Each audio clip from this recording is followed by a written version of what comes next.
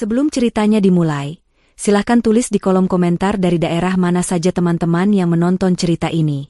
Jangan lupa like dan subscribe agar channel ini bisa semakin berkembang dan bisa mempersembahkan cerita yang lebih menarik lagi.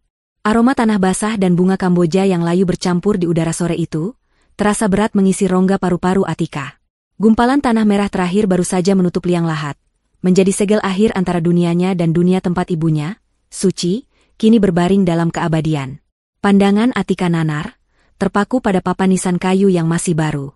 Nama itu, tanggal itu, semuanya terasa seperti mimpi buruk yang enggan usai. Ia menunduk, membiarkan jemarinya menyentuh gundukan tanah yang lembab, seolah dengan begitu ia masih bisa merasakan sisa-sisa kehangatan sang ibu. Isak tangis para pelayat sudah mereda, menyisakan keheningan canggung yang hanya dipecah oleh desau angin di antara pepohonan. Di sisinya, Firman, suaminya, berdeham pelan. Bukan dehaman untuk menenangkan, melainkan sebuah sinyal ketidaksabaran. Atika bisa merasakannya tanpa perlu menoleh.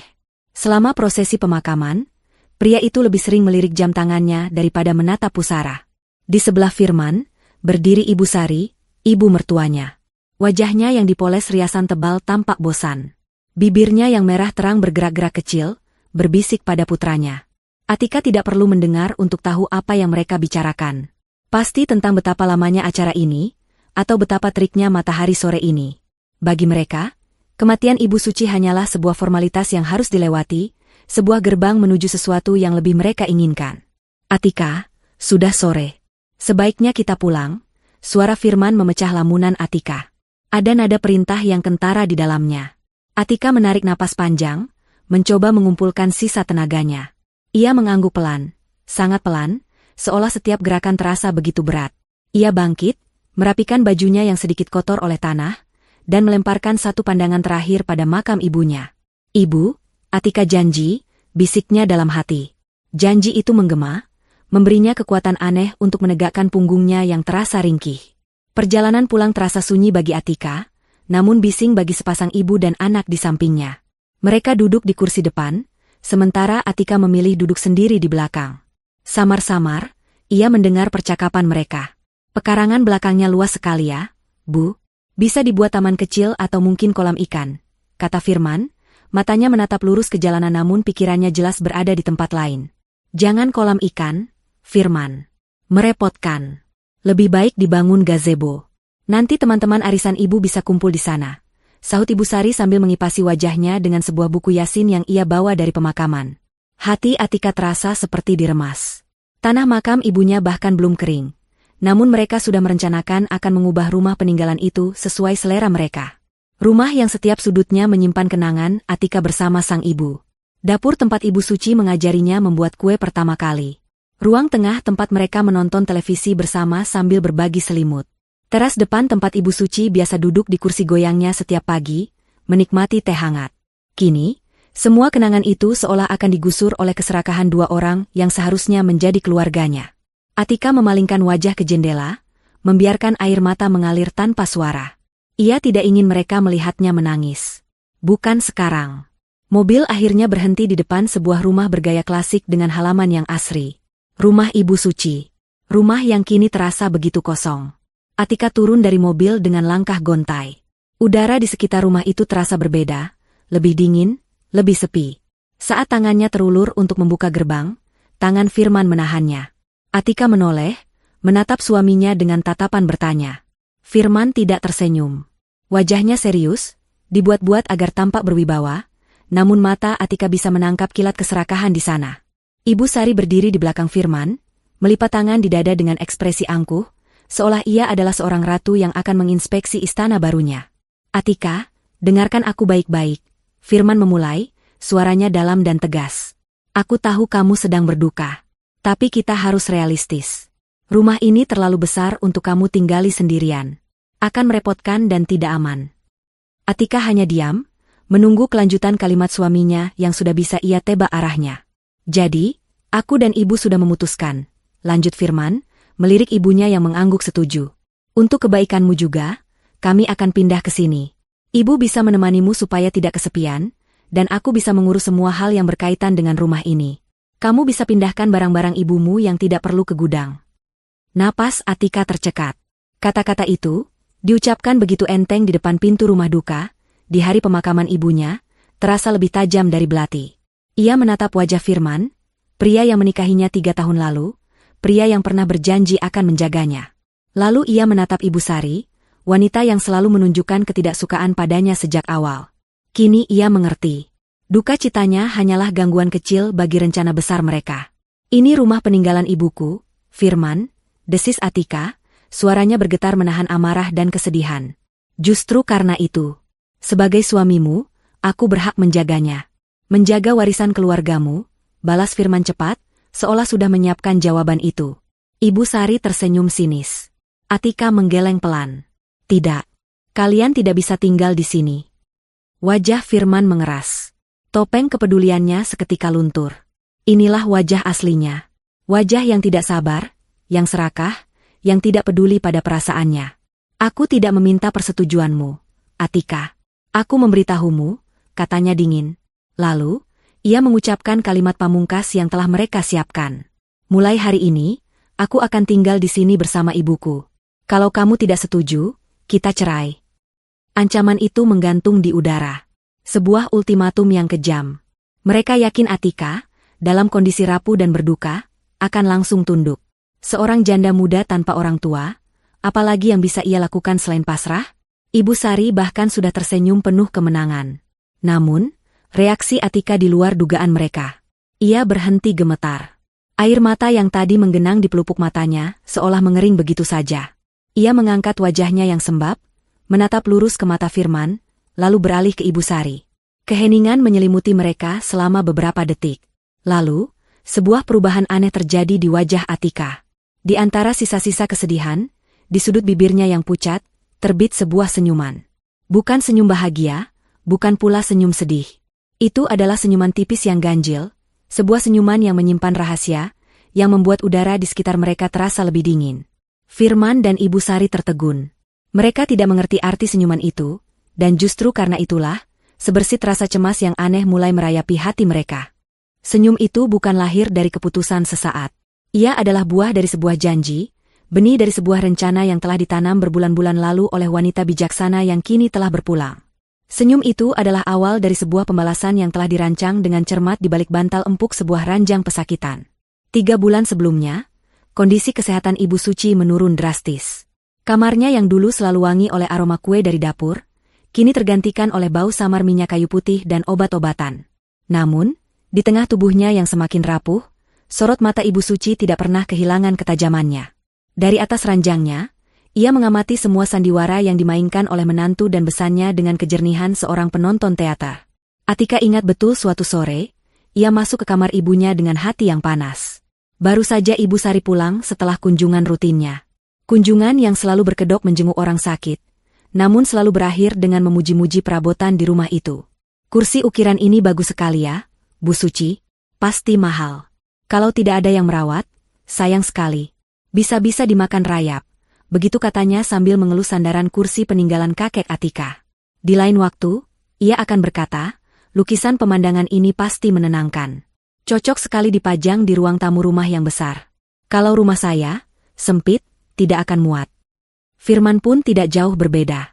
Ia datang dengan alasan menanyakan kabar, namun ujung-ujungnya selalu membahas tentang kesulitan bisnisnya. Ia akan duduk di tepi ranjang, memijat kaki Ibu Suci yang bengkak, sambil bercerita tentang proyek besar yang butuh modal tambahan. Kalau saja ada dana segar, Bu, proyek ini pasti berhasil. Keuntungannya besar. Nanti Atika juga yang akan senang, katanya dengan nada memelas. Rumah ini kan aset yang besar. Kalau sertifikatnya bisa dijadikan jaminan sebentar saja di bank. Setiap kali itu terjadi, hati Atika terasa sakit. Ia ingin sekali berteriak di depan wajah mereka, mengusir mereka dari rumah itu. Tapi setiap kali ia hendak melakukannya, Ibu Suci memberinya isyarat untuk diam, hanya dengan sebuah tatapan atau genggaman tangan yang lemah namun mantap. Sore itu, setelah Ibu Sari pulang, Atika duduk di samping ibunya, tak kuasa menahan kesal. Ibu lihat sendiri kan? Mereka sama sekali tidak peduli dengan kondisi ibu. Yang ada di kepala mereka hanya rumah ini, hanya harta ibu. Ibu Suci tersenyum lembut. Ia menepuk-nepuk punggung tangan putrinya. Sabar, nak. Orang serakah tidak akan berhenti jika dilawan dengan amarah. Mereka harus dilawan dengan kecerdasan. Amarahmu hanya akan membuat mereka semakin lihai bersandiwara menjadi korban. Atika menatap ibunya, tidak mengerti. Lalu kita harus diam saja, Bu? Tentu saja tidak, jawab Ibu Suci. Matanya yang sayu kini memancarkan seberkas cahaya yang tajam. Justru karena ibu tahu watak suamimu dan mertuamu, ibu sudah siapkan segalanya. Mereka hanya mengincar harta. Jangan menangis jika ibu pergi. Ibu sudah siapkan hadiah perpisahan untuk mereka. Hadiah yang setimpal dengan keserakahan mereka. Ibu Suci lalu meminta Atika untuk membantunya duduk bersandar. Dengan napas yang sedikit tersengal, ia menunjuk ke arah laci di meja nakasnya. Buka laci itu, Nak. Atika membuka laci dan menemukan sebuah kotak kayu kecil. Di dalamnya, tergeletak sebuah kunci mungil berwarna perak dengan ukiran bunga yang rumit. Kunci itu terasa dingin di telapak tangan Atika. Simpan kunci itu baik-baik. Jangan sampai ada yang tahu. Itu kunci menuju keadilan kita, bisik Ibu Suci. Dan ada satu hal lagi. Ibunya kemudian memberikan sebuah buku catatan bersampul kulit coklat. Buku itu sudah tampak tua. Di halaman terakhir buku ini, ada sebuah nama dan nomor telepon. Jangan hubungi dia sekarang. Jangan pernah, sampai hari di mana mereka berdua, Firman dan ibunya, menunjukkan warna asli mereka di depan pintu rumah ini setelah ibu tiada. Saat mereka dengan congkak mencoba mengambil apa yang bukan hak mereka, saat itulah waktunya. Kau akan tahu saatnya tiba. Hatimu akan memberitahumu. Saat itu terjadi, hubungi nomor itu dan katakan saja, sudah waktunya. Laksanakan sesuai rencana ibu. Atika membolak-balik buku catatan itu. Di halaman-halaman awal, ia melihat tulisan tangan ibunya yang rapi, berisi catatan keuangan, daftar aset, bahkan beberapa fotokopi kwitansi dan surat perjanjian yang tidak ia mengerti. Dan benar saja, di halaman paling belakang, tertulis sebuah nama, Bapak Wijoyo, diikuti dengan deretan nomor telepon. Ibu, ini semua apa? Tanya Atika bingung. Ini adalah jaring pengamanmu, Nak. Jaring yang sudah ibu tenun pelan-pelan. Ibu mungkin tidak akan ada di sisimu secara fisik untuk melindungimu, tapi ibu tidak akan pernah membiarkanmu sendirian melawan serigala-serigala itu, kata Ibu Suci. Napasnya mulai terdengar berat. Sekarang, berjanjilah pada ibu. Apapun yang terjadi, jangan tunjukkan kemarahanmu. Jangan tunjukkan perlawananmu sampai waktunya tiba. Biarkan mereka merasa menang. Biarkan mereka masuk ke dalam panggung yang sudah ibu siapkan. Saat mereka merasa sudah di puncak, saat itulah jaringnya akan ditarik. Berjanjilah, Atika. Melihat tatapan ibunya yang penuh harap di tengah perjuangannya menahan sakit, Atika menggenggam erat tangan ringkih itu. Air matanya menetes. Atika janji, Bu. Atika janji akan menjalankan semua pesan ibu. Ibu Suci tersenyum lega. Senyum terakhir yang Atika lihat sebelum kondisi ibunya semakin memburuk hari demi hari, hingga akhirnya ia menghembuskan napas terakhirnya seminggu yang lalu. Dan kini, Atika berdiri di depan pintu rumah itu, menghadapi Firman dan Ibu Sari yang menatapnya dengan bingung. Ancaman cerai, tatapan merendahkan, semua itu tidak lagi terasa menyakitkan. Karena kini, semua itu hanyalah penanda. Sebuah sinyal yang telah lama ia tunggu.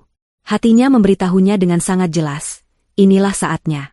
Inilah momen yang dimaksud oleh ibunya. Momen di mana mereka dengan congkak menunjukkan warna asli mereka. Maka, senyum itu pun terbit di bibir Atika. Senyum yang menyimpan janji pada sang ibu.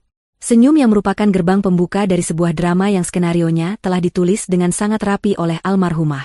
Senyum yang memberitahu semesta bahwa permainan sesungguhnya baru saja akan dimulai. Senyum tipis di wajah Atika membekukan Firman dan Ibu Sari hanya untuk sesaat. Kebingungan mereka dengan cepat digantikan oleh arogansi. Mereka menafsirkan senyuman itu sebagai tanda kepasrahan yang aneh, sebuah bentuk akhir dari pertahanan seorang wanita yang sudah kalah telak. Firman mendengus pelan, menganggapnya sebagai reaksi syok. Ia lalu mendorong pelan bahu Atika ke samping, sebuah gerakan kecil namun syarat dengan makna pengambil alihan. Ia melangkah melewati ambang pintu seolah-olah ia adalah sang pemilik sah yang baru saja kembali ke istananya. Ayo, Bu, masuklah. Anggap saja rumah sendiri, kata Firman dengan suara yang dibuat-buat ramah, kalimat yang terdengar begitu ironis di telinga Atika. Ibu Sari tersenyum lebar, senyum kemenangan yang sesungguhnya. Ia melangkah masuk dengan dagu terangkat. Matanya yang tajam langsung memindai setiap sudut ruang tamu. Bukan dengan tatapan haru atau kenangan, melainkan dengan tatapan seorang juru taksir yang sedang menilai properti. Ia berjalan mengitari ruangan, Jemarinya yang lentik menyentuh permukaan perabotan kayu jati peninggalan ayah Atika. Warnanya terlalu gelap. Suram, gumamnya, lebih pada diri sendiri. Nanti kita cat ulang saja dengan warna krem gading, firman. Biar kelihatan lebih modern dan mewah. Sofa ini juga, sudah kuno modelnya. Jual saja, lalu kita beli sofa kulit bentuk L yang besar itu. Atika tidak bergerak dari tempatnya di ambang pintu. Ia hanya diam, menjadi penonton yang tak terlihat di rumahnya sendiri. Setiap kata yang keluar dari mulut ibu mertuanya adalah sayatan baru di hatinya. Namun ia menahannya. Ia teringat pesan ibunya, biarkan mereka merasa menang. Biarkan mereka masuk ke dalam panggung yang sudah ibu siapkan. Jadi, Atika hanya memperhatikan, merekam setiap detail dengan matanya, dengan hatinya. Pesta para serigala pun dimulai. Ibu Sari, dengan semangat seorang dekorator interior, melanjutkan turnya. Ia masuk ke dapur, membuka lemari es tanpa izin, dan mendecakkan lidah melihat isinya. Hanya sayur dan buah. Tidak ada makanan yang benar. Nanti kita isi penuh. Tembok antara dapur dan ruang makan ini sebaiknya dijebol saja, biar konsepnya open space. Sementara itu, Firman tidak tertarik dengan urusan dekorasi. Tujuannya lebih pragmatis. Ia langsung menuju ruang kerja kecil milik almarhumah Ibu Suci. Atika melihat suaminya itu mulai membuka laci-laci meja, tangannya bergerak cepat dan tidak sabar, mencari sesuatu. Atika tahu apa yang ia cari. Sertifikat rumah, buku tabungan, surat-surat berharga. Itulah harta karun yang sebenarnya bagi mereka. Atika akhirnya bergerak. Bukan untuk menghentikan mereka, melainkan untuk berjalan perlahan menuju sebuah kursi goyang rotan yang terletak di sudut ruang tengah. Kursi itu adalah singgasana ibunya. Dari sana, Ibu Suci biasa mengawasinya bermain saat kecil, merajut, atau sekadar membaca buku sambil menikmati angin sore. Atika duduk di kursi itu. Kayu rotan yang berderit pelan seolah menyanyikan lagu kenangan yang hanya bisa ia dengar. Dari posisi itu, ia bisa melihat ruang kerja tempat Firman sibuk membongkar privasi ibunya, sekaligus ruang tamu di mana Ibu Sari sedang mengukur dinding dengan rentangan tangannya. Ia melirik jam dinding antik yang tergantung di atas pintu. Jarumnya menunjukkan pukul 14.05. Tepat 5 menit sejak ultimatum Firman dilontarkan. Atika menarik napas dalam-dalam. 1 jam. Ia harus menunggu selama 1 jam. Demikian instruksi yang ia ingat dari catatan ibunya. 1 jam untuk memberi mereka cukup tali untuk menggantung diri mereka sendiri. Waktu merayap begitu lambat. Setiap detiknya terasa seperti 1 jam. Suara-suara di rumah itu menjadi musik latar yang menyakitkan. Suara laci yang dibuka dan ditutup dengan kasar oleh Firman. Suara decak kagum dan kritik dari Ibu Sari. Suara tawa mereka saat menemukan album foto lama, bukan karena kenangan, tapi karena menertawakan gaya busana kuno di dalamnya. Lihat ini, Firman. Foto ibunya Atika waktu muda. Bajunya lucu sekali. Seru Ibu Sari dari ruang keluarga. Firman keluar dari ruang kerja dengan wajah masam. Aku tidak menemukan sertifikatnya, Bu. Disembunyikan di mana ya perempuan tua itu? Sudah, jangan khawatir. Nanti juga ketemu. Yang penting kita sudah di dalam rumah ini. Cepat atau lambat, semuanya akan jadi milik kita. Ibu Sari menenangkan putranya dengan keyakinan penuh. Ia lalu menoleh ke arah Atika yang duduk diam di kursi goyang. Lihat anak itu. Cuma bisa diam seperti patung. Dia tahu dia tidak punya kekuatan apa-apa sekarang. Sendirian, siapa yang mau membelanya? Firman ikut memandang Atika dengan tatapan meremehkan. Tentu saja, Bu. Dia sekarang bergantung padaku. Dia harus berterima kasih kita mau menampungnya di sini. Mereka berbicara seolah Atika tuli, seolah ia tidak ada di sana. Atika hanya menunduk, membiarkan rambutnya menutupi sebagian wajahnya. Dalam hatinya, ia menghitung. 30 menit berlalu. Setiap hinaan, setiap keserakahan yang mereka tunjukkan, hanya semakin menguatkan tekadnya. Ia tidak lagi merasa sedih. Kesedihan itu telah menguap, berganti menjadi sebuah ketenangan yang dingin. Ketenangan seorang eksekutor yang sedang menunggu waktu yang tepat. Ibu Sari kini sudah sampai di kamar utama, kamar almarhumah Ibu Suci. Ia membukanya tanpa ragu. Atika mendengar seruannya dari dalam. Wah, kamarnya luas sekali. Ranjangnya juga masih bagus. Ini jadi kamarku saja ya, Firman. Nanti kamu dan Atika bisa pakai kamar tamu yang di depan. Atika memejamkan mata. Ia membayangkan ibunya terbaring di ranjang itu, berjuang untuk setiap tarikan napasnya, sementara wanita itu, Ibu Sari, kini dengan begitu mudahnya mengklaim tempat peristirahatan terakhir ibunya. Amarah sempat bergejolak di dadanya, namun ia menekannya kembali. Sabar. Pesan ibunya kembali terngiang. Sabar. Jam di dinding terus berdetak. Tik, tok, tik, tok. Suaranya seolah menjadi detak jantung dari rencana Ibu Suci. Atika terus mengamati jam itu. Pukul 14.45. 15 menit lagi. Firman dan Ibu Sari kini duduk di sofa ruang tengah, minum teh yang mereka seduh sendiri di dapur, sambil membahas rencana masa depan mereka di rumah itu. Mereka sudah membagi-bagi ruangan, merencanakan perombakan, bahkan membicarakan siapa yang akan diundang untuk acara syukuran nanti. Mereka benar-benar sedang berpesta di atas kuburan yang masih basah. Atika melihat semua itu. Ia melihat betapa cepatnya sifat asli manusia bisa terungkap ketika dihadapkan pada godaan harta. Pria yang ia nikahi dan wanita yang melahirkannya kini terlihat begitu asing, begitu mengerikan. Mereka adalah serigala berbulu domba, dan kini bulu itu telah mereka tanggalkan seluruhnya. Pukul 15.04. 1 menit lagi. Jantung Atika mulai berdebar sedikit lebih cepat. Bukan karena takut, tapi karena antisipasi. Ia menarik napas sekali lagi, menghembuskannya perlahan, memantapkan hatinya. Tepat saat jarum panjang jam dinding itu menyentuh angka 12, menunjukkan pukul 15.05, tepat 1 jam setelah ultimatum itu, Atika berhenti mengayunkan kursi goyangnya.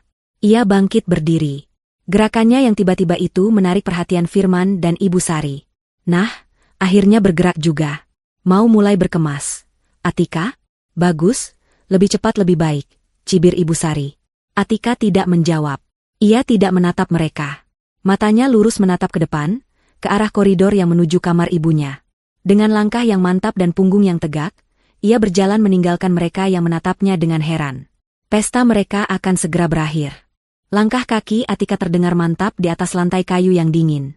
Ia melewati ruang tengah tanpa melirik sedikitpun pada Firman atau Ibu Sari yang kini terdiam, mengamati gerak-geriknya dengan tatapan bertanya. Ada sesuatu yang berbeda dari cara Atika berjalan. Tidak ada lagi kerapuhan seorang janda yang berduka. Yang ada adalah ketegasan dan tujuan yang jelas, seolah ia sedang berjalan untuk menjalankan sebuah misi penting. Ia sampai di depan pintu kamar almarhumah ibunya, kamar yang beberapa saat lalu telah dinodai oleh kehadiran Ibu Sari. Tangannya terulur memegang kenop pintu. Sebelum membukanya, ia berhenti sejenak, memejamkan mata, seolah meminta izin pada arwah sang ibu. Bu, waktunya telah tiba. Ia masuk ke dalam kamar dan langsung menutup pintu di belakangnya. Tidak hanya menutup, ia juga menguncinya dari dalam. Bunyi, klik, dari slot kunci yang masuk ke tempatnya terdengar begitu nyaring di keheningan rumah. Tindakan itu membuat Firman dan Ibu Sari saling berpandangan. Anak itu mau apa mengunci diri di dalam? Bisik Ibu Sari, mulai merasa sedikit tidak nyaman. Entahlah, mungkin sedang mengamuk. Biarkan saja. Nanti juga lelah sendiri, jawab Firman, mencoba terdengar santai, meskipun sebersit firasat buruk mulai menyentuh hatinya. Di dalam kamar, Atika tidak membuang waktu. Ia tidak menangis atau meratapi nasib. Matanya bergerak cepat, memindai setiap sudut ruangan yang begitu ia kenal. Ia berjalan menuju ranjang ibunya, berlutut di sampingnya, dan tangannya meraba-raba bagian bawah dipan kayu yang kokoh itu. Jemarinya menemukan sebuah tonjolan kecil yang hampir tak terasa. Sesuai instruksi ibunya, ia menekan tonjolan itu 3 kali. Terdengar bunyi, klik, yang sangat pelan, dan sebuah kompartemen rahasia berukuran kecil terbuka di bagian kepala ranjang, tersembunyi di balik ukiran kayu. Di dalamnya, terbungkus kain beludru hitam, ada 2 benda. Sebuah ponsel model lama yang sederhana namun tampak terawat, dan buku catatan bersampul kulit coklat yang pernah ditunjukkan ibunya. Atika mengambil kedua benda itu. Ponsel itu terasa berat di tangannya. Sebuah alat komunikasi dari masa lalu yang kini akan menjadi senjata untuk masa depannya. Ia menekan tombol daya, dan layar kecil ponsel itu menyala terang, menunjukkan baterai yang terisi penuh. Ibunya telah mempersiapkan segalanya dengan begitu sempurna. Sebelum melakukan panggilan, Atika membuka kembali buku catatan itu. Ia sengaja melewatkan halaman-halaman awal yang berisi catatan keuangan, dan membukanya ke bagian tengah. Di sana, tulisan tangan Ibu Suci yang sedikit bergetar karena sakit menceritakan banyak hal. Ada catatan tanggal saat Firman datang meminjam uang dengan dalih bisnis, lengkap dengan jumlahnya. Di bawahnya tertulis, tidak pernah dikembalikan. Ada detail percakapan saat Ibu Sari membujuknya untuk menyerahkan salah satu perhiasan warisan keluarga. Ada fotokopian surat permohonan kredit yang ditolak oleh bank atas nama Ibu Suci, surat yang tidak pernah ia ajukan sendiri. Membaca semua itu kembali membuat dada Atika sesak. Ibunya telah menanggung beban ini sendirian, diam-diam mengumpulkan setiap bukti pengkhianatan dari orang-orang terdekatnya.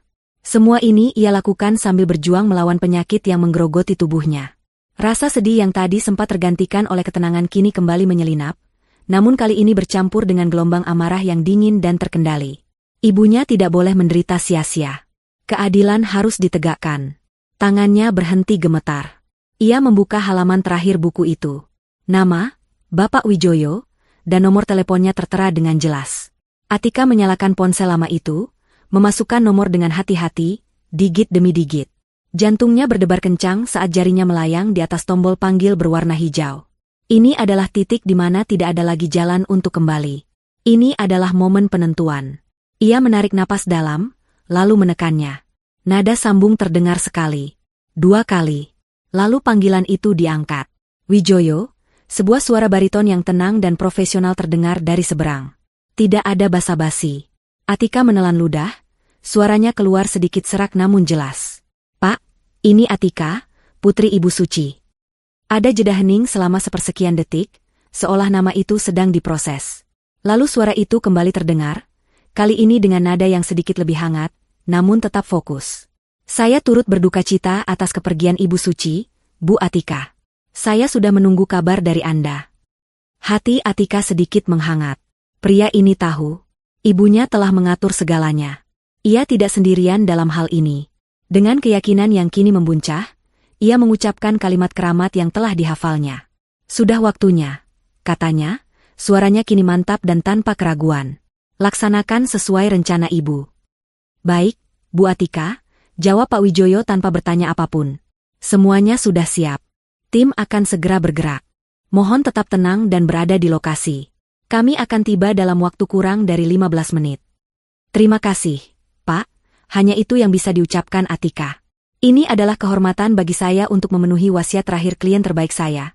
Tutup Pak Wijoyo sebelum mengakhiri panggilan. Atika menurunkan ponsel itu. Tubuhnya terasa ringan. Beban penantian selama 1 jam, beban kesedihan dan amarah yang ia pendam, seolah terangkat dari pundaknya. Roda keadilan telah mulai berputar. Sebuah kekuatan besar tak terlihat kini sedang bergerak menuju rumah ini, dan ia hanya perlu menunggu kedatangannya. Ia meletakkan ponsel dan buku catatan itu kembali ke dalam kompartemen rahasia dan menutupnya. Ia lalu bangkit, berjalan menuju cermin besar di sudut kamar. Ia menatap pantulan dirinya. Wajahnya masih pucat dan matanya bengkak. Namun sorot matanya telah berubah total. Tak ada lagi tatapan putus asa. Yang ada hanyalah kilat ketegasan baja. Dengan napas yang teratur, ia membuka kunci pintu kamarnya. Bunyi, klik. Saat ia memutar kunci terasa seperti genderang perang yang ditabuh. Ia membuka pintu dan melangkah keluar, kembali ke panggung sandiwara di ruang tengah. Firman dan Ibu Sari langsung menoleh. Mereka sepertinya baru saja akan menggedor pintu. Melihat Atika keluar, Ibu Sari langsung memasang wajah galak. Sedang apa kamu di dalam? Mengunci pintu segala? Kamu pikir ini? Kalimat Ibu Sari terhenti di tenggorokannya. Ia, dan juga Firman, terpaku melihat ekspresi wajah Atika. Senyum ganjil yang tadi ada di bibirnya telah hilang. Kini wajah itu datar, tenang, dan dingin. Matanya menatap lurus menembus mereka, seolah mereka hanyalah perabot tak berarti. Ada aura kekuatan yang aneh menguar dari sosok menantunya yang biasanya penurut itu. Mereka bisa merasakan ada sesuatu yang telah berubah. Pergeseran kekuasaan yang tak bisa mereka jelaskan. Mereka tidak tahu bahwa di balik keheningan itu, hitung mundur menuju kehancuran mereka telah dimulai. Dan waktunya hanya tersisa beberapa menit saja. Keheningan yang canggung dan berat menyelimuti ruang tengah. Firman dan Ibu Sari berdiri terpaku, lidah mereka keluh oleh perubahan drastis pada diri Atika. Wanita yang beberapa saat lalu mereka anggap sebagai mangsa empuk yang rapuh, kini berdiri di hadapan mereka seperti seorang hakim yang dingin. Wajahnya yang tenang tanpa ekspresi justru terasa jauh lebih mengintimidasi daripada amukan atau isak tangis. Mereka tidak tahu harus berkata apa. Semua kalimat cemoohan dan hinaan yang sudah ada di ujung lidah seolah menguap begitu saja, ditelan oleh aura aneh yang dipancarkan Atika. Di tengah keheningan yang mencekam itulah, sebuah suara mulai terdengar. Awalnya sangat sayup, nyaris hilang ditelan desau angin sore. Sebuah gaung panjang yang monoton dari kejauhan. Firman mengernyitkan dahi. Suara apa itu? Ibu Sari menajamkan telinga. Paling juga ambulan di jalan raya. Berisik sekali. Mereka berusaha mengabaikannya, kembali memusatkan perhatian pada Atika, yang anehnya sama sekali tidak terganggu oleh suara itu. Ia hanya berdiri diam, punggungnya lurus, matanya menatap kosong ke arah jendela seolah sedang menunggu kedatangan seorang tamu agung. Justru ketenangannya inilah yang membuat suara itu terasa semakin ganjil. Gaung itu tidak menjauh. Sebaliknya, ia semakin mendekat, semakin keras, semakin jelas. Suaranya pecah, bukan lagi satu gaung monoton, melainkan raungan 2 atau 3 sirine yang saling bersahutan. Kenapa suaranya makin dekat? Tanya Firman, nada cemas mulai merayapi suaranya. Ia berjalan ke arah jendela, mencoba mengintip ke jalanan. Ibu Sari mengekor di belakangnya, wajahnya yang tadi angkuh kini menampakkan sedikit kekhawatiran. Raungan sirine itu kini begitu memekakan telinga, seolah sumber suaranya berada tepat di depan rumah mereka. Suara itu merayap masuk melalui celah jendela, membuat perabotan di dalam rumah seolah ikut bergetar. Lalu, tepat saat mencapai puncaknya, semua sirine itu mati serentak. Hening. Keheningan setelah kebisingan itu terasa 1000 kali lebih menakutkan. Detik berikutnya, cahaya biru dan merah yang berputar-putar mulai menyapu dinding ruang tengah, mengubah suasana duka menjadi seperti panggung diskotek yang mencekam. Kilatan cahaya itu menyorot wajah Firman dan Ibu Sari yang pucat pasi, lalu menyapu wajah Atika yang tetap tenang tanpa ekspresi. Dari jendela, mereka bisa melihat dengan jelas pemandangan yang membuat jantung mereka serasa berhenti berdetak. 2 mobil patroli polisi dan sebuah sedan hitam legam telah berhenti rapat di depan gerbang rumah. Polisi, desis Ibu Sari, matanya membelalak tak percaya. Pikiran Firman langsung bekerja cepat, mencari penjelasan yang paling logis menurut sudut pandangnya yang sempit. Ia membalikkan badan dengan cepat, matanya menyala-nyala menatap Atika. Wajahnya memerah karena amarah. Jadi ini maumu? Kamu nekat ya? Hardiknya, telunjuknya menuding lurus ke wajah Atika. Setelah tidak mempan dengan tangisan, sekarang kamu memanggil polisi karena masalah keluarga? Kamu mau mempermalukan aku, suamimu sendiri di depan semua tetangga? Ibu Sari ikut menimpali, suaranya melengking tinggi. Dasar anak tidak tahu diuntung. Tidak tahu terima kasih. Masalah sepele seperti ini sampai dibawa-bawa ke polisi. Kamu pikir mereka akan membelamu? Mereka terus menghujani Atika dengan tuduhan, melampiaskan kepanikan mereka dalam bentuk amarah. Namun, Atika tidak bergeming. Ia membiarkan semua kata-kata tajam itu mental begitu saja. Setelah mereka berhenti untuk mengambil napas, Atika akhirnya angkat bicara. Suaranya pelan, datar, namun setiap katanya terdengar begitu jelas dan mematikan. Aku, tanyanya retoris. Aku tidak memanggil mereka. Ia berhenti sejenak, membiarkan kebingungan terpancar di wajah kedua lawannya, sebelum melanjutkan. Aku tidak punya urusan apapun dengan polisi. Mungkin kalian yang punya. Sebuah ketukan yang keras dan berwibawa terdengar di pintu depan. 3 kali ketukan yang mantap, tidak menyisakan ruang untuk keraguan bahwa orang di baliknya sangat serius dengan tujuannya. Firman, Ibu Sari, dan Atika, ketiganya membeku. Buka pintunya, Firman, desis Ibu Sari, mendorong lengan putranya. Jangan biarkan mereka menunggu. Tunjukkan kalau kita tidak salah apa-apa. Dengan napas yang tertahan, Firman berjalan menuju pintu. Ia berusaha membusungkan dadanya, memasang wajah kesal seolah ia adalah korban yang terganggu, bersiap untuk memarahi para petugas karena telah mengusik privasinya. Ia memutar kenop pintu dan membukanya. Di hadapannya berdiri 3 orang. 1 orang berseragam polisi lengkap dengan pangkat inspektur di bahunya, wajahnya tegas dan tanpa senyum. Di belakangnya berdiri seorang polisi lain yang lebih muda. Dan di samping sang inspektur, berdiri seorang pria parubaya berpenampilan necis dalam setelan jas mahal, membawa sebuah tas kerja dari kulit. Wajah pria berjas itu tenang dan sorot matanya tajam. Dialah Pak Wijoyo. Inspektur itu tidak membuang waktu. Matanya melirik melewati bahu Firman, ke arah Ibu Sari yang berdiri tegang di belakangnya. Selamat sore. Benar ini kediaman almarhumah Ibu Suci? Iya, benar, Pak. Ada apa ya? Jawab Firman, suaranya terdengar sedikit bergetar, tidak sekeras yang ia niatkan. Inspektur itu tidak menjawab pertanyaannya. Ia malah bertanya balik, dengan nada yang sangat resmi. Kami ingin berbicara dengan Bapak Firman Hadinata dan Ibu Sari Wulandari. Menyebutkan nama lengkap mereka. Jantung Firman dan Ibu Sari serasa mencelos. Ini bukan kunjungan biasa. Ini bukan karena laporan keributan dari tetangga. Mereka datang dengan target yang spesifik. Mereka datang untuk mereka berdua. Arogansi Firman seketika menguap seperti embun di pagi hari. Wajah Ibu Sari yang dipoles riasan tebal kini, tampak seperti topeng retak yang tidak mampu lagi menyembunyikan kepucatan di baliknya. Mereka tidak lagi memegang kendali. Inspektur itu menatap mereka bergantian, sebelum akhirnya mengucapkan kalimat yang menjadi awal dari mimpi buruk mereka. Kami dari Satuan Reserse Kriminal. Kami di sini untuk meminta keterangan dari Anda berdua, sehubungan dengan adanya laporan resmi atas dugaan tindak pidana penipuan dan pemalsuan dokumen. Dunia Firman dan Ibu Sari seolah runtuh dalam sekejap. Kata-kata, penipuan, dan pemalsuan dokumen berdengung di telinga mereka seperti lonceng kematian. Udara di dalam rumah yang tadinya hanya terasa tegang kini terasa sesak, seolah semua oksigen telah tersedot keluar. Inspektur polisi itu, bersama rekannya dan Pak Wijoyo, melangkah masuk ke dalam rumah tanpa menunggu dipersilakan. Kehadiran mereka yang resmi dan berwibawa seketika membuat Firman dan Ibu Sari yang tadinya merasa sebagai penguasa baru di rumah itu, kini tampak seperti pesakitan yang terpojok. Tunggu dulu, Pak. Pasti ada kesalahan, seru Firman, suaranya naik 1 oktav. Ia mencoba menggapai sisa-sisa keberaniannya. Penipuan apa? Pemalsuan apa? Kami tidak mengerti sama sekali. Ibu Sari, setelah pulih dari syok awalnya, segera menyambung dengan nada yang dibuat semenyedihkan mungkin. Wajah angkuhnya berubah menjadi wajah korban yang teraniaya.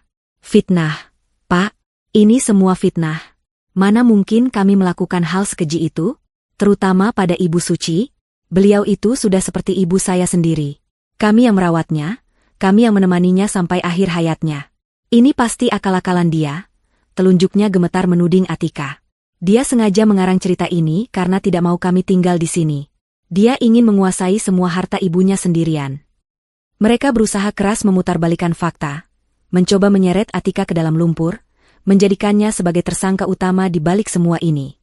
Namun, sang inspektur hanya menatap mereka dengan dingin, tak terpengaruh oleh drama yang mereka ciptakan. Justru pria berjas di sampingnya lah yang melangkah maju. Selamat sore. Perkenalkan, nama saya Wijoyo, katanya dengan suara tenang namun penuh otoritas. Saya adalah kuasa hukum yang ditunjuk secara pribadi oleh almarhumah Ibu Suci beberapa bulan sebelum beliau meninggal dunia. Pernyataan itu seperti hantaman palu godam kedua bagi Firman dan Ibu Sari. Kuasa hukum? Ditunjuk oleh Ibu Suci sendiri? Itu berarti laporan ini bukan karangan Atika. Laporan ini datang dari kubur. Pak Wijoyo membuka tas kerjanya dan mengeluarkan sebuah map. Bapak Firman, Ibu Sari, ini bukan lagi masalah keluarga yang bisa diselesaikan dengan perdebatan. Ini adalah laporan tindak pidana serius yang telah disiapkan dengan cermat oleh klien saya. Beliau, almarhumah Ibu Suci, adalah pelapornya. Tidak mungkin. Ini tidak mungkin, bantah Firman, keringat dingin mulai membasahi pelipisnya. Selama ini kami rukun-rukun saja. Tidak pernah ada masalah. Benarkah? Pak Wijoyo mengangkat sebelah alisnya. Ia mengeluarkan selembar dokumen dari mapnya. Kalau begitu, bisakah Bapak jelaskan mengenai permohonan pinjaman dana sebesar 500 juta rupiah kepada Bank Swadaya pada tanggal 17 April lalu? Pinjaman yang diajukan atas nama Ibu Suci, menggunakan sertifikat rumah ini sebagai agunan, di mana dana pencairannya ditransfer langsung ke rekening perusahaan Bapak yang saat itu diambang kebangkrutan. Wajah Firman berubah seputih kertas. Tanggal itu, ban itu, jumlah itu, semua detailnya akurat. Ia menatap Pak Wijoyo dengan ngeri. Bagaimana mungkin orang ini tahu? Itu adalah transaksi rahasia yang ia yakini tidak akan pernah terungkap. Ia telah susah payah memalsukan tanda tangan Ibu Suci di atas materai, saat wanita tua itu sedang tertidur lelap karena pengaruh obat. Melihat reaksi putranya, Ibu Sari tahu bahwa tuduhan itu benar. Tapi ia menolak untuk menyerah. Itu pasti kesepakatan bisnis. Ibu Suci pasti setuju membantu anaknya sendiri. Kalian saja yang tidak tahu. Pak Wijoyo tersenyum tipis, senyum yang sama sekali tidak ramah. Sayangnya, pihak bank menolak permohonan itu karena menemukan kejanggalan pada tanda tangan pemohon. Dan kami memiliki surat penolakan resmi dari bank, beserta rekaman CCTV yang menunjukkan Bapak Firman datang sendirian untuk mengajukan pinjaman tersebut. Ini hanyalah satu dari sekian banyak upaya yang telah Anda berdua lakukan. Pak Wijoyo kembali menatap inspektur. Pak, klien saya, Ibu Suci, sadar bahwa kesehatannya tidak akan memungkinkannya untuk melalui proses hukum yang panjang. Karena itu, selama beberapa bulan terakhir, beliau mendedikasikan sisa hidupnya untuk mengumpulkan semua bukti yang diperlukan secara sistematis. Beliau tahu bahwa keserakahan Anda berdua tidak akan berhenti bahkan setelah beliau tiada. Setiap kalimat yang diucapkan Pak Wijoyo terasa seperti paku yang menancap di peti mati mereka. Gambaran Ibu Suci yang lemah dan pasrah di atas ranjang kini hancur, digantikan oleh sosok seorang wanita cerdas dan tangguh yang diam-diam telah menenun jaring untuk menangkap para pemangsanya. Omong kosong. Bukti apa lagi yang kalian punya? Semua ini rekayasa, teriak Ibu Sari, suaranya terdengar histeris, menyangkal kenyataan yang sudah jelas terpampang di depan matanya. Kalian tidak akan menemukan apa-apa. Teriakan putus asa itu justru menjadi umpan yang ditunggu-tunggu oleh Pak Wijoyo. Ia tidak lagi menatap Ibu Sari. Pandangannya beralih, menatap sebuah lukisan pemandangan sawah yang besar dan indah, yang tergantung di dinding ruang kerja. Atika mengikuti arah pandangan itu. Di balik lukisan itulah letak benteng terakhir keadilan ibunya. Pak Wijoyo tersenyum tenang. Oh, kami punya, Bu. Kami punya banyak sekali bukti, katanya. Ia kemudian menoleh pada sang inspektur. Pak Inspektur, semua bukti utama yang menguatkan laporan kami, dari mulai dokumen asli, catatan harian, hingga bukti digital, semuanya disimpan dengan aman oleh almarhumah sendiri. Ia berhenti sejenak, membangun ketegangan hingga ke puncaknya, sebelum akhirnya mengarahkan telunjuknya ke lukisan itu. Semuanya ada di dalam brankas baja yang tersembunyi di balik lukisan itu. Seketika, semua pasang mata di ruangan itu tertuju pada lukisan pemandangan sawah tersebut. Bagi Atika, lukisan itu adalah kenangan indah. Bagi polisi dan Pak Wijoyo, itu adalah pintu menuju kebenaran. Namun bagi Firman dan Ibu Sari, lukisan yang tadinya mereka anggap sebagai hiasan dinding kuno itu kini telah berubah menjadi gerbang menuju neraka. Wajah mereka menunjukkan keterkejutan yang luar biasa. Sebuah brankas? Selama ini, mereka tinggal bersama harta karun berupa bukti kejahatan mereka sendiri, tanpa pernah menyadarinya. Seluruh perhatian di ruangan itu kini terpusat pada sebuah lukisan pemandangan sawah yang tergantung sunyi di dinding ruang kerja. Lukisan yang selama ini hanya dianggap sebagai hiasan, kini berubah menjadi pusat misteri yang menegangkan. Firman dan Ibu Sari menatapnya dengan horor, seolah kanvas itu bisa hidup dan menelan mereka bulat-bulat. Pikiran mereka berpacu liar. Brankas? Selama bertahun-tahun mereka keluar masuk rumah ini, tidak pernah sekalipun mereka menyangka ada sebuah benteng pertahanan tersembunyi tepat di depan mata mereka. Inspektur polisi itu tidak menunggu lama. Ia memberi isyarat dengan anggukan kepala kepada salah seorang anak buahnya. Polisi yang lebih muda itu pun melangkah maju dengan sigap. Dengan hati-hati namun tegas, ia mengangkat lukisan itu dari gantungannya dan menyandarkannya ke dinding. Di baliknya, debu tipis yang menempel di tembok selama bertahun-tahun tidak mampu menyembunyikan apa yang ada di sana. Sebuah pintu baja persegi berwarna abu-abu gelap tertanam kokoh di dalam dinding. Permukaannya dingin, solid, dan dilengkapi dengan sebuah lubang kunci serta panel kombinasi angka digital yang layarnya mati. Itulah brankas warisan Ibu Suci. Kehadiran brankas itu menjadi bukti fisik pertama yang membungkam mulut Ibu Sari yang hendak kembali menyangkal. Napasnya tertahan di tenggorokan. Inspektur itu menoleh pada Pak Wijoyo. Anda tahu kombinasinya? Pak Wijoyo menggeleng pelan. Klien saya tidak pernah memberitahukannya. Beliau bilang, kuncinya ada pada orang yang paling beliau percaya. Pandangan Pak Wijoyo dan sang inspektur kini beralih serempak ke arah Atika. Inilah saatnya. Momen di mana Atika harus melangkah dari posisinya sebagai penonton dan menjadi eksekutor utama dari wasiat ibunya. Selama ini ia hanya menunggu dan mengamati. Kini, ia harus bertindak. Dengan langkah yang terasa berat namun mantap, ia berjalan mendekati brankas itu.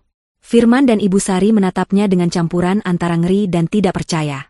Cih, dia pikir dia bisa membukanya? Desis Ibu Sari pelan pada putranya, sebuah sisa-sisa kesombongan yang sekarat. Atika tidak memedulikan mereka. Ia merogoh ke dalam saku bajunya dan mengeluarkan sebuah benda kecil. Sebuah kunci perak mungil dengan ukiran bunga yang rumit, kunci yang diserahkan ibunya di atas ranjang pesakitan. Kunci itu berkilau di bawah cahaya lampu ruangan, menjadi simbol harapan dan keadilan di tengah ruangan yang penuh dengan kebohongan dan keserakahan. Ia tidak mencoba menekan panel kombinasi. Matanya langsung tertuju pada lubang kunci yang tersembunyi tepat di bawahnya. Tangannya sedikit gemetar saat ia memasukkan kunci itu ke dalam lubang. Ukurannya pas. Dengan tarikan napas dalam, ia memutar kunci itu ke kanan. Terdengar serangkaian bunyi, klik, mekanis yang berat dan memuaskan dari dalam pintu baja itu.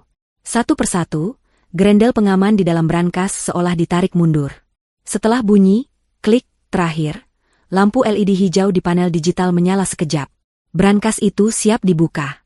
Atika menarik gagang pintu yang dingin itu. Pintu baja itu terasa berat. Namun akhirnya terbuka dengan derit pelan, mengungkapkan isi di dalamnya. Tidak ada tumpukan uang atau batangan emas, seperti yang mungkin dibayangkan oleh Firman dan Ibu Sari. Isi brankas itu jauh lebih berharga daripada semua itu. Di dalamnya, tersusun dengan sangat rapi beberapa map dokumen tebal yang diberi label, sebuah buku harian bersampul kulit, dan sebuah benda kecil berwarna hitam, perekam suara digital. "Silakan, Pak," kata Atika, mundur selangkah untuk memberi jalan pada pihak yang berwenang. Pak Wijoyo mendekat, mengenakan sarung tangan lateks yang ia keluarkan dari tasnya, diikuti oleh sang inspektur. Ia mulai mengeluarkan isi brankas itu satu persatu, meletakkannya di atas meja kerja Ibu Suci, dan menjelaskan isinya dengan suara yang jelas agar semua orang dapat mendengar. Map pertama, diberi label, transaksi keuangan, katanya sambil membuka map itu. Berisi salinan rekening koran Ibu Suci selama 1 tahun terakhir.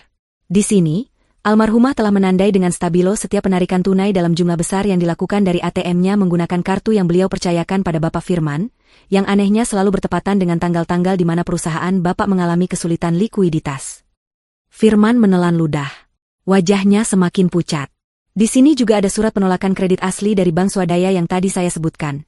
Lanjut Pak Wijoyo, dan beberapa lembar surat perjanjian utang pribadi antara Bapak Firman dan almarhumah dari beberapa tahun lalu yang total nilainya mencapai ratusan juta rupiah, yang tidak pernah dibayar sepeser pun. Selanjutnya, ia mengambil map kedua.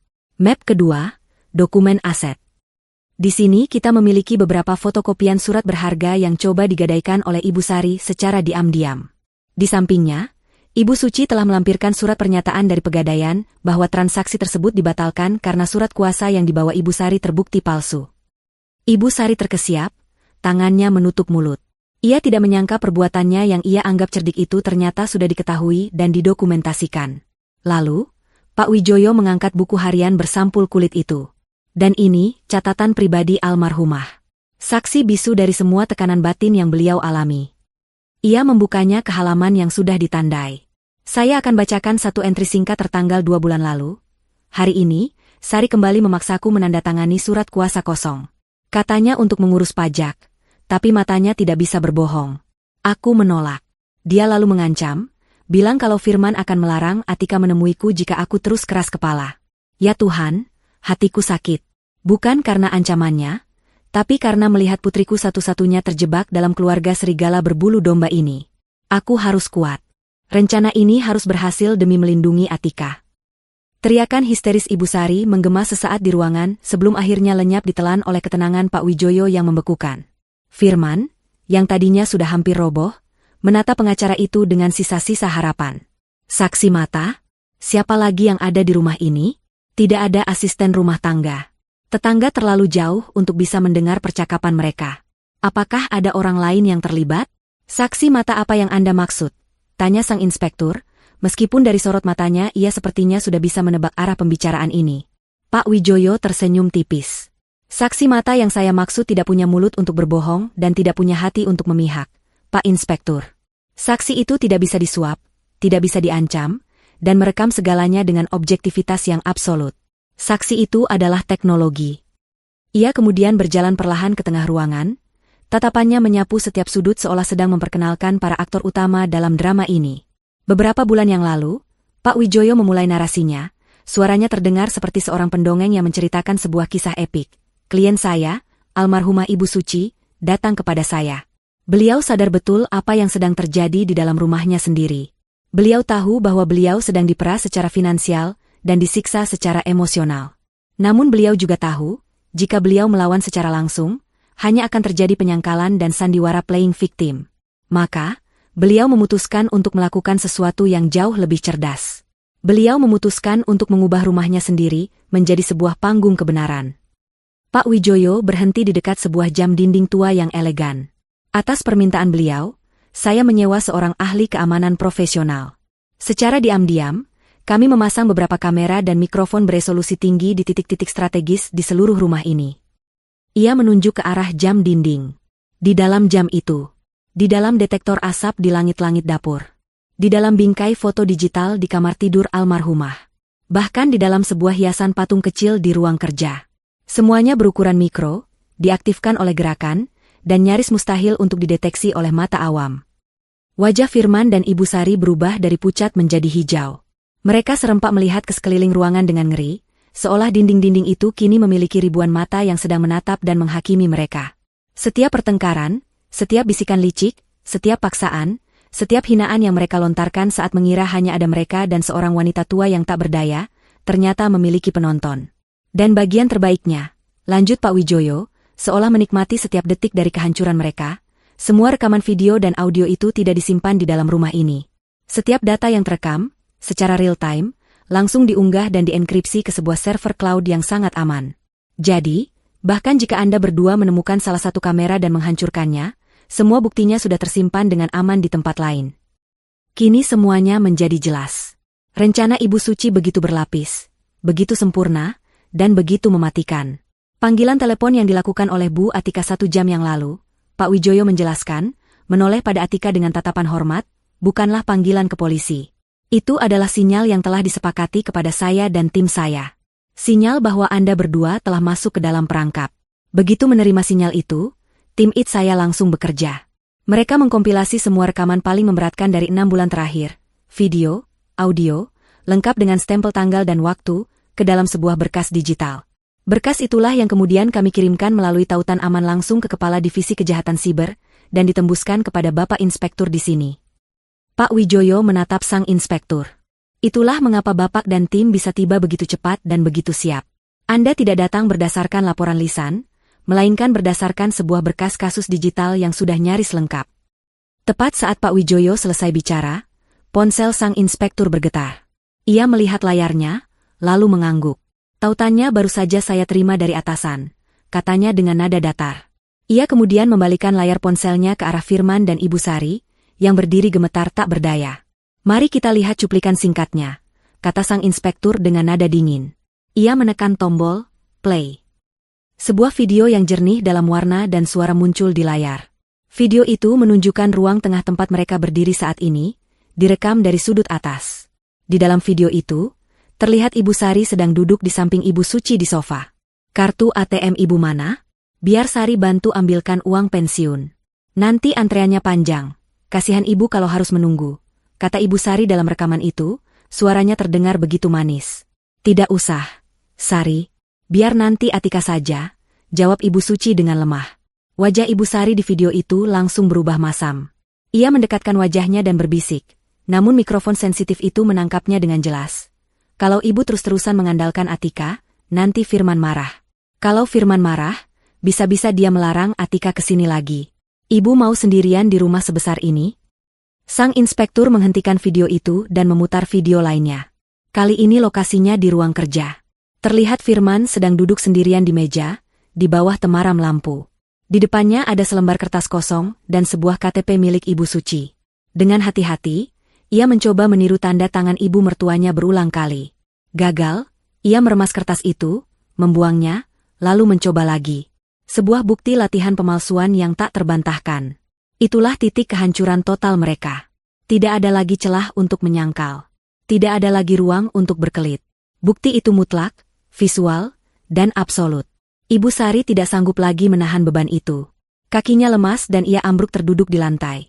Menangis meraung-raung seperti anak kecil, bukan karena penyesalan, tapi karena ketakutan. Firman, di sisi lain, hanya berdiri membeku. Otaknya seolah berhenti bekerja. Semua rencananya, semua keserakahannya, semua tipu dayanya, hancur lebur dalam sekejap oleh kecerdasan seorang wanita tua yang telah ia remehkan. Dan kemudian, di tengah keputusasaan,nya kebenciannya menemukan satu target terakhir. Matanya yang merah menatap liar ke arah Atika. Dengan tenaga terakhirnya, ia berteriak, suaranya pecah dan penuh kebencian. Kamu. Ini semua karena kamu. Kamu menjebak kami. Kamu tahu semua ini dari awal. Tapi kamu diam saja.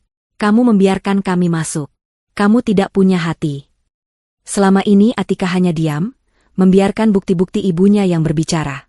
Tapi tuduhan terakhir itu, tuduhan bahwa ia tidak punya hati, seolah menyentuh sebuah saklar di dalam dirinya. Keheningannya pecah. Kesedihannya sirna. Wajahnya yang tenang kini mengeras.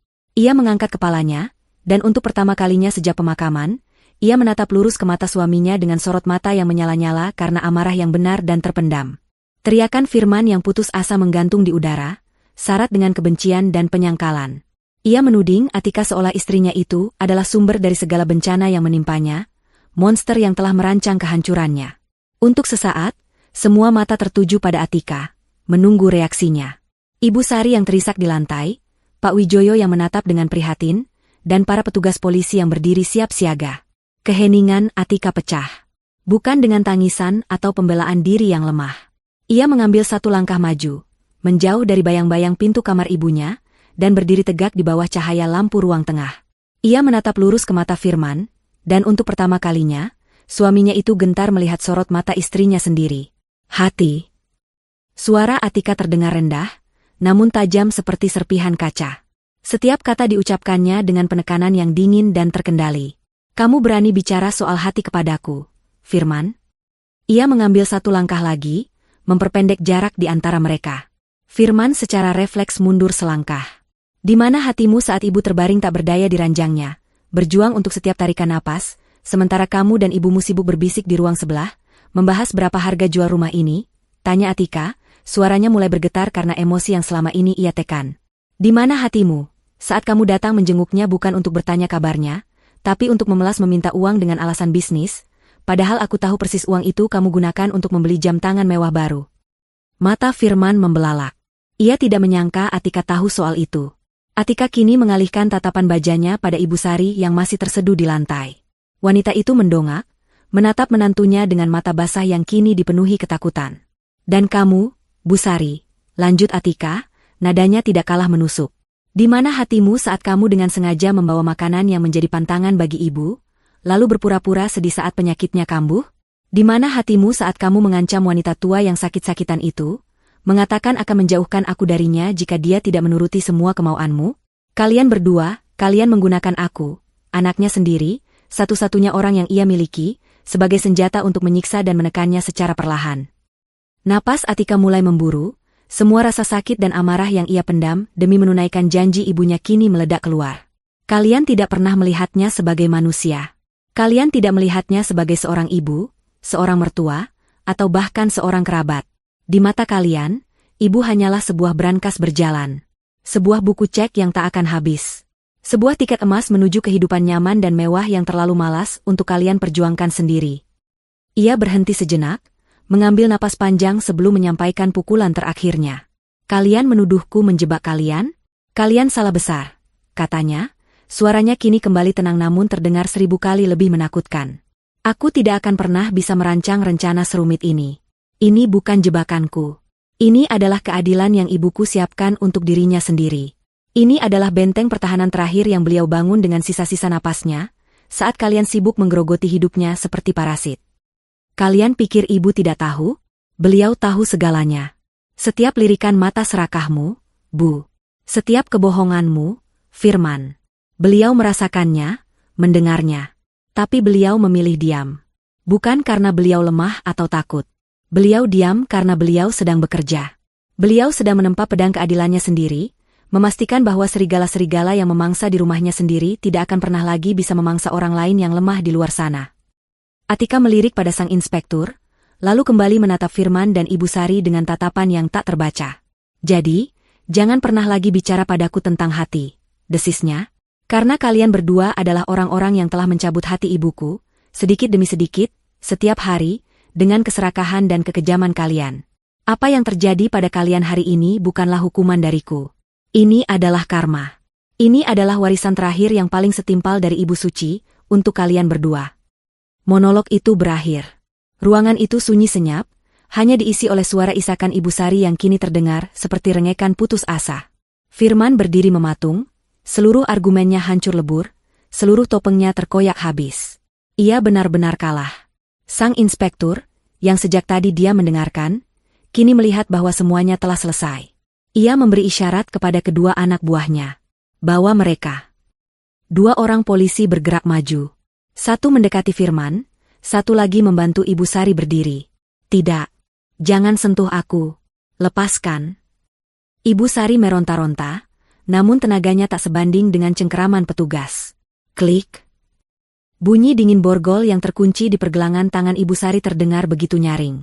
Disusul dengan bunyi, klik, kedua saat tangan Firman diborgol di belakang punggungnya. Suara itu adalah suara finalitas. Suara penutup dari sebuah babak kehidupan yang kelam. Firman tidak melawan. Ia hanya menunduk dalam-dalam, tak berani menatap siapapun, terutama Atika. Wajahnya yang pucat kini dihiasi oleh rasa malu yang luar biasa. Ibu Sari, sebaliknya, terus berteriak dan meronta saat digiring keluar rumah.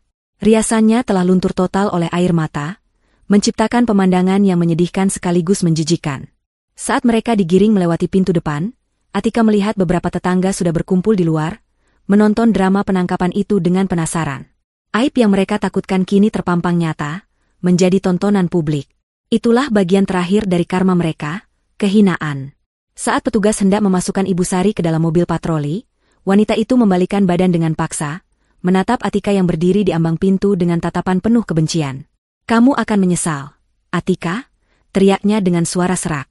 "Kamu akan membayar untuk ini. Kamu akan hidup sendirian selamanya di rumah besar itu seperti orang gila. Terkutuklah kau."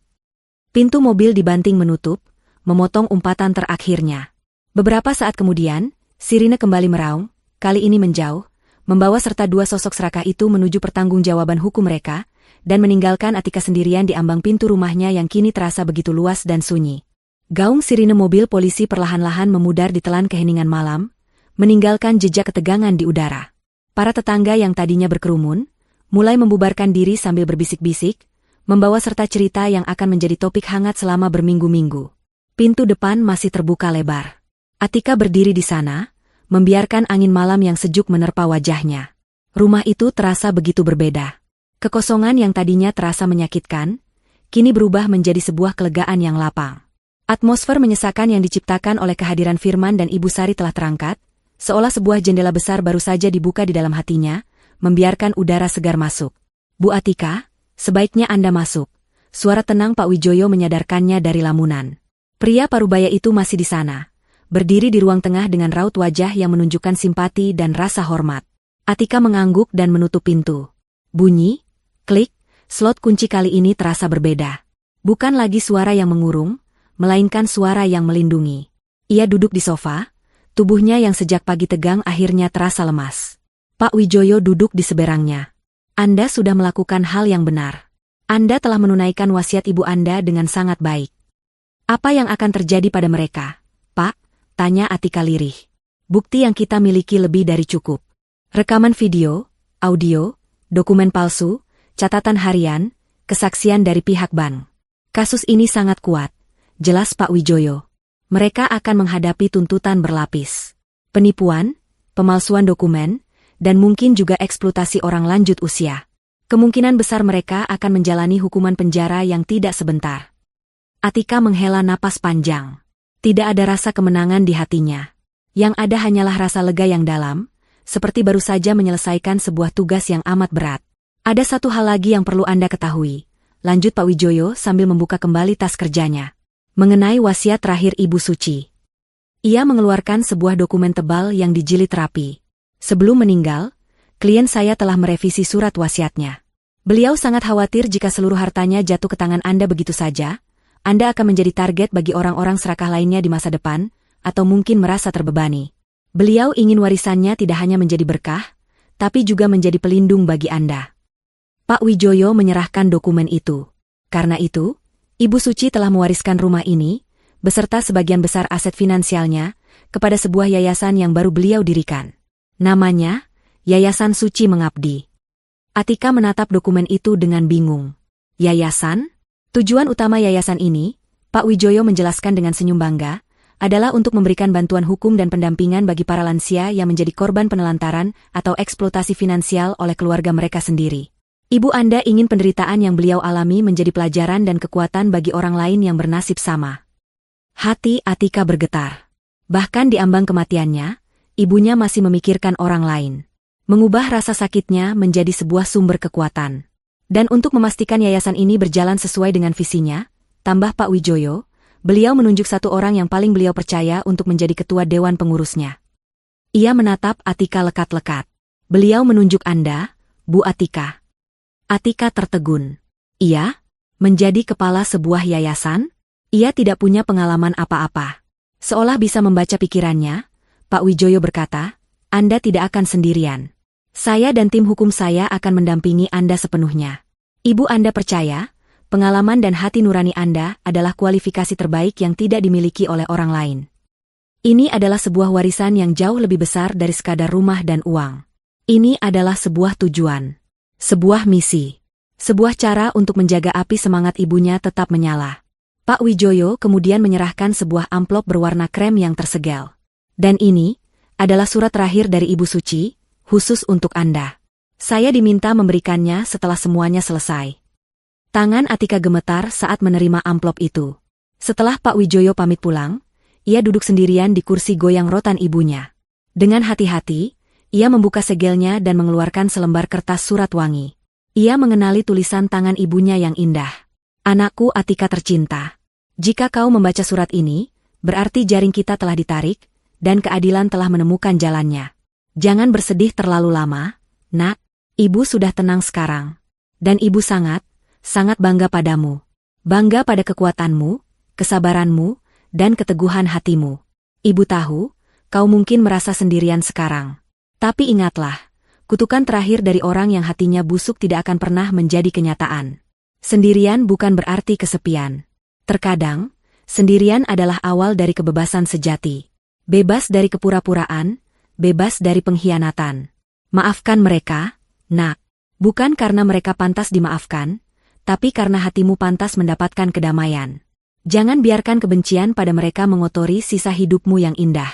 Rumah ini sekarang adalah panggungmu. Bukan lagi panggung sandiwara keserakahan, tapi panggung kebaikan. Lanjutkan perjuangan ibu. Jadilah suara bagi mereka yang tak bisa bersuara. Ibu akan selalu mengawasimu dari sini, tersenyum bangga. Hiduplah dengan bebas, tertawalah dengan lepas, dan jika suatu saat hatimu siap, jangan takut untuk mencintai lagi. Pilihlah dengan bijak. Peluk cium selalu. Ibumu, Suci. Air mata membasahi pipi Atika saat ia selesai membaca. Tapi kali ini, bukan air mata duka. Melainkan air mata haru, cinta, dan kelegaan.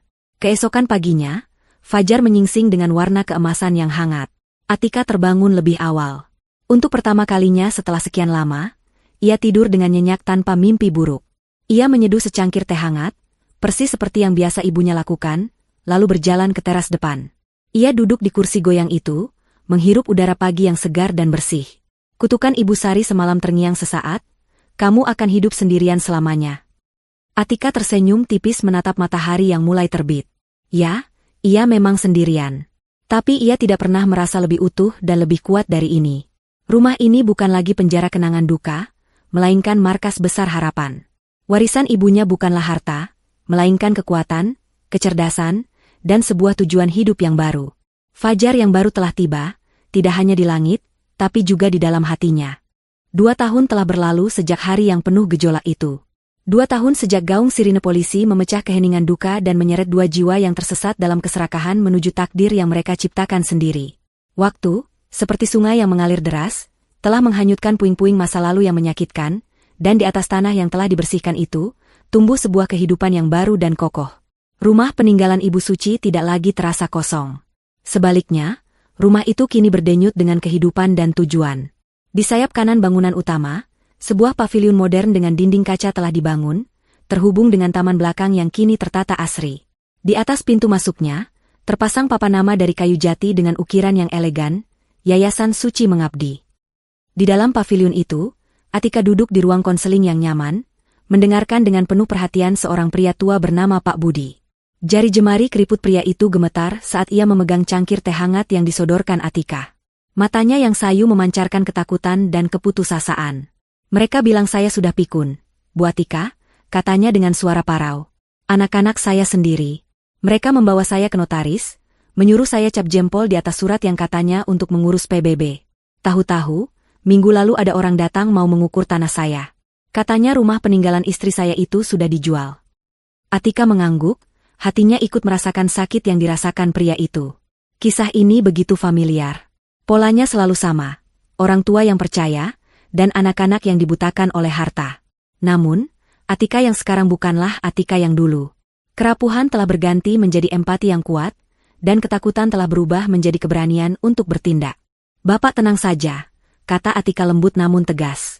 Pak Budi tidak sendirian. Kami di sini untuk membantu. Ia menekan tombol interkom di mejanya. Reza, bisa tolong masuk sebentar? Pintu terbuka dan seorang pria muda berusia awal 30-an masuk. Ia adalah Reza, kepala divisi hukum yayasan, seorang pengacara muda yang idealis dan bersemangat. Ia tersenyum sopan pada Pak Budi sebelum menatap Atika. Ini Pak Budi yang tadi pagi membuat janji. Jelas Atika. Kasusnya persis seperti yang kita duga. Dugaan kuat pemalsuan surat kuasa dan penipuan oleh ahli waris. Reza mengangguk, wajahnya serius. Baik, Bu, Pak Budi, bisa Bapak ceritakan lagi kronologinya kepada saya? Jangan khawatir, setiap detail akan kami catat.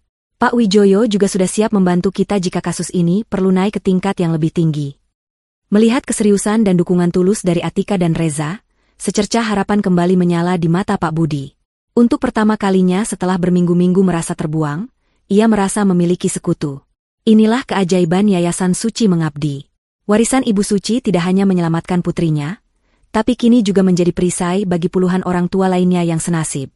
Sore harinya, setelah semua urusan di yayasan selesai, Atika duduk sendirian di teras belakang, menatap taman yang dipenuhi bunga warna-warni. Sebuah surat lusuh tergeletak di meja di samping cangkir tehnya. Surat itu datang dari lembaga pemasyarakatan sebulan yang lalu. Pengirimnya, Firman Hadinata. Ini adalah surat ketiga yang dikirimkannya dalam setahun terakhir.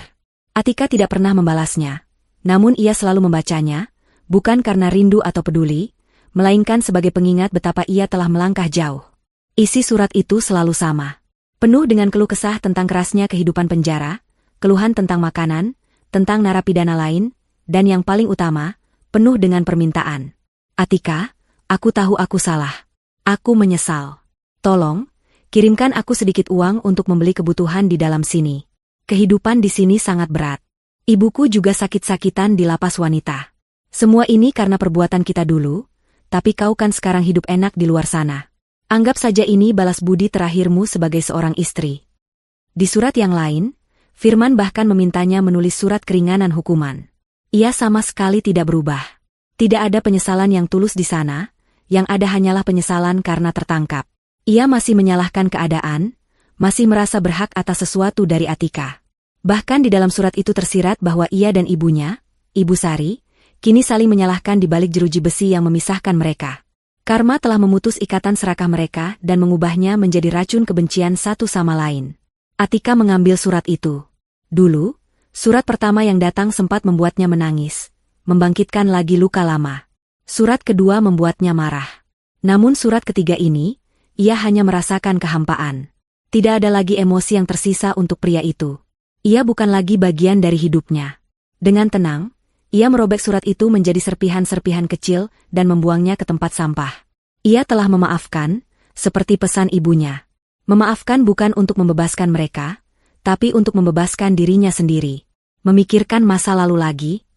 Suara Reza membuyarkan lamunannya. Pria itu datang membawakan sepiring pisang goreng hangat, camilan favorit Atika. Atika tersenyum. Tidak. Hanya membuang sampah. Reza ikut duduk di sampingnya, menjaga jarak yang sopan namun terasa akrab. Hubungan mereka tumbuh secara alami selama 2 tahun bekerja bersama. Dimulai dari rasa saling menghormati, lalu kekaguman, dan kini bersemi menjadi sebuah perasaan hangat yang tulus. Reza mengagumi ketangguhan Atika, dan Atika menemukan kedamaian dalam dedikasi dan kebaikan hati Reza. Hubungan mereka adalah antitesis dari pernikahannya yang dulu. Hubungan ini dibangun di atas fondasi kemitraan dan tujuan yang sama, bukan kepemilikan dan keserakahan. Kasus Pak Budi tadi membuatku kembali teringat pada ibumu, kata Reza pelan.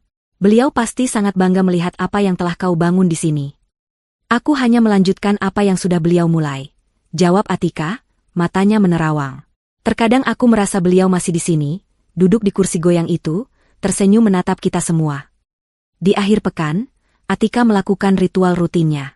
Ia pergi ke pemakaman, membawa seikat bunga lili putih kesukaan ibunya. Suasana di sana kini terasa begitu berbeda dari 2 tahun yang lalu. Tidak ada lagi duka yang menyesakkan. Yang ada hanyalah kedamaian dan rasa syukur. Ia membersihkan nisan marmer ibunya dari debu dan daun kering.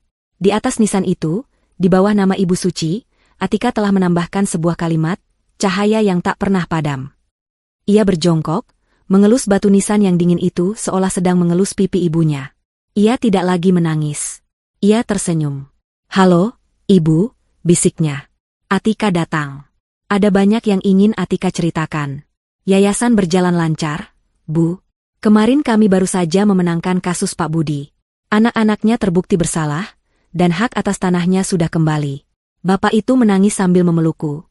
Bu, rasanya persis seperti saat Ibu memelukku dulu. Rumah kita sekarang ramai. Setiap hari ada saja orang yang datang meminta bantuan, dan rasanya bahagia sekali bisa menolong mereka. Oh iya, ada Reza, Bu. Dia pengacara yang baik. Hatinya tulus. Sama seperti yang Ibu harapkan. Kami sedang mencoba untuk saling mengenal lebih jauh." Atika berhenti sejenak, membiarkan angin sepau-sepau membelai rambutnya. "Terima kasih, Bu. Terima kasih untuk segalanya. Terima kasih telah mengajariku bahwa kekuatan terbesar bukanlah harta, tapi kecerdasan dan hati yang benar. Terima kasih telah memberiku warisan terindah, yaitu tujuan hidup. Aku tidak lagi sendirian, Bu. Aku tidak akan pernah sendirian lagi. Karena cahaya Ibu akan selalu menuntun jalanku." Ia meletakkan bunga lili itu di atas pusara, memberikan satu ulusan terakhir, lalu bangkit berdiri. Saat ia membalikkan badan, ia melihat mobil Reza sudah menunggunya di kejauhan. Pria itu berdiri di samping mobil, tersenyum hangat ke arahnya. Atika membalas senyuman itu. Ia berjalan meninggalkan area pemakaman, tidak dengan langkah yang berat seperti dulu, melainkan dengan langkah yang ringan dan penuh harapan. Ia tidak lagi berjalan menjauhi masa lalu yang kelam. Ia berjalan menuju fajar baru, sebuah fajar yang tak akan pernah berakhir, diterangi oleh cahaya cinta dan keadilan dari seorang ibu yang tak pernah benar-benar pergi.